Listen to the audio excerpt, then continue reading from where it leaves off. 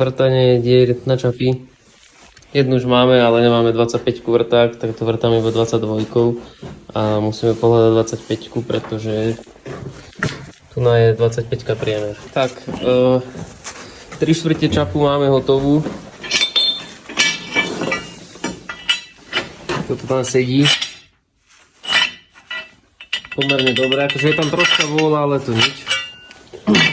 To akože s tým sa uspokojíme. A keďže už je 10 hodín, tak nemôžeme sústružiť, ale zajtra sa pokračuje. Prvý čap už máme, teraz stáčame druhý a potom ešte tretí. Vlastne vrtáme tie diery na úchyty, čo pôjdu na rameno. A tu nás sa ide sústružiť a vlastne koniec toho čapu sa ide zrezať do roviny. Toto sú tie úchyty, ktoré pôjdu na rameno.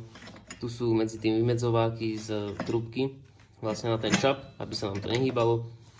Sem pôjde ešte diera na maznicu, zavítnik máme a teraz sa ešte vyrobia vymedzováky sem na úchyt toho piestu.